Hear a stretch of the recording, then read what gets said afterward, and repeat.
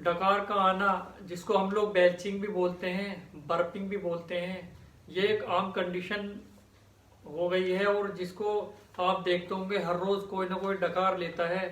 लेकिन इसका कारण क्या होता है दोस्तों? कभी कभी हमें ये डकार ऐसी जगह आ जाती है जहाँ पर क्राउड काफ़ी होता है या हम किसी सेमिनार में होते हैं, तो क्योंकि ये हमारी जो डकार होती है आवाज़ करते हुए बाहर निकलती है और हमें गिल्टी फील कराती है। दूसरा ये भी है कि हमारे स्टमक में इतनी ज़्यादा हवा भर जाती है जिसकी वजह से हमारा स्टमक फूल जाता है और वो हमारा स्टमक कांटेक्ट करते हुए ये हवा को बाहर निकालता है, जो आवाज़ करते हुए बाहर निकलता है। दोस्तों, इसको मैं बीमारी तो नहीं कहूँगा, लेकिन कभी कभी ये आपकी अगर कोई आपको कोई एसिडिटी की प्रॉब्लम हो जाती है और एसिडिटी के साथ साथ में आपके डकार आती है या आपको कोई पेट में दर्द होने लगता है जिसकी वजह से डकार आती है, तो ये हमारी डिसीज़ का कारण हो सकता है दोस्तों। ये हमारी बीमारी बन सकती है। लेकिन इस दौरान अगर कोई सिम्टम डकार के साथ में आपको दिखाई दे दोस्तों, तो डॉक्टर द्वारा कौन कौन सा टेस्ट कराया जाता है वो भी मैं आपको जानकारी दूंगा और क्या ट्रीटमेंट दिया जाता है दोस्तों, मैं वो भी बताने वाला हूँ। लेकिन उससे पहले मैं आपको ये बता देता हूँ कि ये डकार आने के कारण क्या क्या होते हैं। सबसे पहले ये होता है कि इसमें आप खाना जब खाते हैं तो इतनी तेज़ी से खाते हैं जिसकी वजह से वो हवा हमारे खाने के साथ अंदर चली जाती है और वो हमारी परेशानी करा दी, और ये जब हवा हमारे अंदर चली जाती है तो वो हमारी डकार का कारण बन जाता है।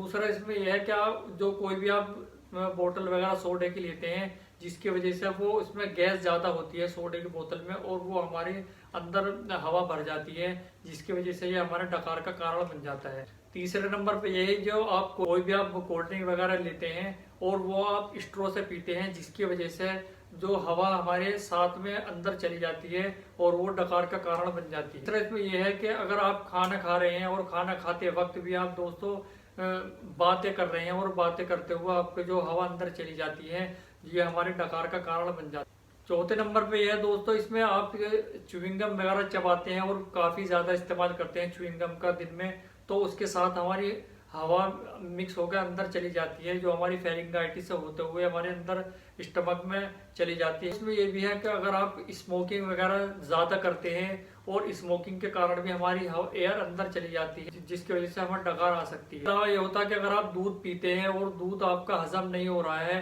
जिसको हम लैक्टोज इंटॉलरेंस भी बोलते हैं, जिसकी वजह से हमें डकार आने का भी खतरा रहता है और हमारे डकार ज़्यादा आती है। ये तो मैंने आपको बता दी कंडीशन कि आपको किस किस वजह से डकार आती है, लेकिन मैं आपको दोस्तों इसमें आपको क्या क्या ट्रीटमेंट लेना है वो भी मैं बताने वाला हूँ। लेकिन उससे पहले हम ये जान लेते हैं कि अगर आपको ये डकार आती हैं तो और कौन कौन से ऐसे कारण होते हैं जिनकी वजह से हमें डकार आ सकती है। सबसे पहले मैं आपको इसमें सब्जियों में बता देता हूँ दोस्तों, कुछ खास तरह के भोजन और ड्रिंक से भी जल्दी जल्दी डकार आने की आशंका रहती है।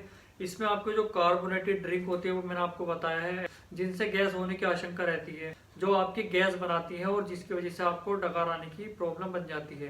तो उसमें एक तो बीन्स होती है, दालें आती हैं और ब्रोकली होती है, मटर होती है, प्याज होती है, बंद गोभी होती है, फूल गोभी होती है, केला होता है, किशमिश होता है और आटे की ब्रेड होती है। ये कुछ ऐसे आइटम होते हैं जिनकी वजह से आपको गैस बनती है और इसकी वजह से आपको डकार की प्रॉब्लम होती है। तो दोस्तों मैंने आपको कुछ ऐसे वेजिटेबल बताए हैं, ये कुछ ऐसी दालें बता दी हैं जिसकी वजह से आपको डकार आने का कारण बनती हैं। लेकिन इसके साथ साथ में कुछ ऐसी मेडिसिन भी होती हैं डकार आने की प्रॉब्लम क्रिएट करती है। तो उसमें से कुछ ऐसी मेडिसिन होती हैं जैसे आप टाइप 2 डायबिटीज़ की मेडिसिन होती है, उनका सेवन करने की वजह से भी डकार की प्रॉब्लम बनती है। दूसरा यह है कि अगर कोई आप दर्द निवारक टैबलेट का इस्तेमाल करते हैं और ज़्यादा लेते हैं, बार बार लेते हैं, उसकी वजह से भी आपको दोस्तों डकार की प्रॉब्लम होती है। और इसमें जो लैक्सेटिव सिरप होते हैं जो कॉन्स्टिपेशन के लिए आप इस्तेमाल करते हैं और ज़्यादा इस्तेमाल करते हैं, उसकी वजह से भी आपको ये डकार की प्रॉब्लम हो सकती है। दोस्तों ये मैंने आपको कुछ ऐसे कारण बताए हैं जिनकी वजह से डकार की कंडीशन ज़्यादा बनती है। और दोस्तों मैंने ये भी बताया था कि अगर आपको डकार के साथ में कुछ सिम्टम दिखाई दें तो आपको डॉक्टर द्वारा टेस्ट भी कराने के लिए बोला जाता है और ट्रीटमेंट भी दिया जाता है। वो मैं आपको सब बताऊंगा दोस्तों, लेकिन उससे पहले हम जान लेते हैं कौन कौन से ऐसे सिम्टम दिखाई देते हैं। अगर आपको डकार के साथ में स्टमक पेन हो रहा है तो आपकी प्रॉब्लम हो सकती है, और अगर आपको डकार के साथ में एसिडिटी बन रही है तो भी आपकी दोस्तों ये प्रॉब्लम हो सकती है। और ये आपकी जो पेट के अंदर जो परत होती है उसमें सूजन पैदा कर देती है, ये भी एक डिसीज हो सकती है। लेकिन अगर आपको कंटिन्यूअस बेल्चिंग हो रही है, कंटिन्यूअस आपकी ये डकार चल रही है, तो उस दौरान आपको प्रॉब्लम हो सकती है और ये बड़ी बीमारी का संकेत दे सकती है। तो उस दौरान कौन कौन सा डॉक्टर द्वारा टेस्ट कराया जाता है दोस्तों, मैं आपको वो भी बता देता हूँ। जैसा आप ये स्क्रीन पर देख रहे हैं, इसमें डॉक्टर द्वारा जो टेस्ट कराया जाता है, एक तो आपकी MRI स्कैन कराई जाती है, CT स्कैन कराते हैं, अल्ट्रासाउंड भी कराते हैं आपके स्टमक का, और इसमें एक हाइड्रोजन और मेथेन का टेस्ट भी होता है जिसको करवाने के लिए बोला जाता है। और डॉक्टर इसकी मदद से आपकी जो अंदर की जो डाइजेस्टिव सिस्टम है उसकी जानकारी लेने के लिए डॉक्टर द्वारा ये टेस्ट कराया जाता है। दोस्तों, ये तो मैंने आपको बता दिया टेस्ट के बारे में कि डॉक्टर द्वारा कौन कौन सा टेस्ट इसमें कराने के लिए बोला जाता है।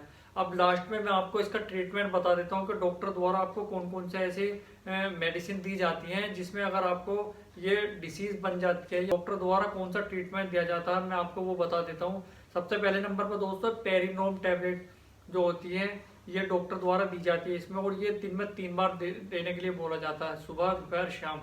एक दोस्तों गैनाटोन 50 के नाम से टैबलेट आती है, इसमें इसका भी इस्तेमाल करने के लिए डॉक्टर द्वारा बोला जाता है, और ये भी दिन में 3 बार सुबह दोपहर शाम दी जाती है टैबलेट। इसके अलावा दोस्तों एक ओमेज डी कैप्सूल का इस्तेमाल कराने के लिए बोला जाता है, जो आपको दिन में 1 बार खाली पेट आपको 30 मिनट पहले खाने खाने से दिया जाता है, और डॉक्टर द्वारा ये आपको नॉर्मल सा ट्रीटमेंट दिया जाता है। लेकिन कभी कभी इस कंडीशन में एंजाइटी की भी प्रॉब्लम हो सकती है दोस्तों, तो उसके टाइम पर अगर आपको एंजाइटी की प्रॉब्लम बनती है तो उस दौरान डॉक्टर द्वारा 81 1mg टैबलेट का इस्तेमाल कराने के लिए बोला जाता है। वैसे तो ये बहुत ही कम लोगों को देखा जाता है कि इसमें डकार के साथ में सिम्टम के साथ में एंजाइटी की प्रॉब्लम बनती है, तो उस दौरान डॉक्टर 81 लिखते हैं। दोस्तों, ये बहुत ही कम देखा गया है कि डकार के साथ में अगर किसी को एंजाइटी की प्रॉब्लम होती है, लेकिन हाँ, ये तो देखने को मिल जाता है कि डकार के साथ साथ में कुछ सिम्टम देखने को मिलते हैं, जैसे स्टमक में पेन होता है, एसिडिटी होती है, तो उस दौरान तो प्रॉब्लम बनती है, और इसमें जो डॉक्टर द्वारा यही ट्रीटमेंट दिया जाता है दोस्तों। ट्रीटमेंट तब दिया जाता है जब डकार के साथ में आपको कोई सिम्टम देखने को मिलता है, तो उसके दौरान डॉक्टर द्वारा टेस्ट कराया जाता है और ये ट्रीटमेंट दिया जाता है। तो आपको एक बात का और ख़ास तौर से ध्यान रखना है कि अगर आपको इससे बचना है तो आपको नहीं तो च्युइंगम खाना है, और नहीं आपको खाने को इतनी जल्दी खाना है कि आपकी हवा अंदर चली जाए, और उसके साथ साथ में आप ड्रिंक लेते हैं वो आप स्ट्रॉ से ना पिएं, उसको अवॉइड करें, और कोई भी सोडा वाली बोतल है उसका इस्तेमाल आप कम करें। जैसे मैंने आपको बताया था कि ये कोई डिसीज तो नहीं है, में एसिड रिफ्लक्स होती है या और आपकी ये इरिटेबल बाउल सिंड्रोम के नाम से एक डिसीज होती है जिसको हम लोग IBS के नाम से जानते हैं, वो भी आपकी प्रॉब्लम हो सकती है। इंटेस्टाइनल ऑब्स्ट्रक्शन के नाम से एक डिसीज होती है, इसकी कंडीशन भी बन सकती है, जिसकी वजह से आपको परेशानी का सामना करना पड़ सकता है। इसी के साथ मैं आज आपसे विदा चाहता हूँ। मेरा नाम सुहेल है और मैं एक फार्मासिस्ट हूँ। मिलता हूँ मैं अपनी नई वीडियो में एक और नए टॉपिक के साथ इसी चैनल पर। तब तक के लिए आप अपना ख्याल रखिएगा। धन्यवाद।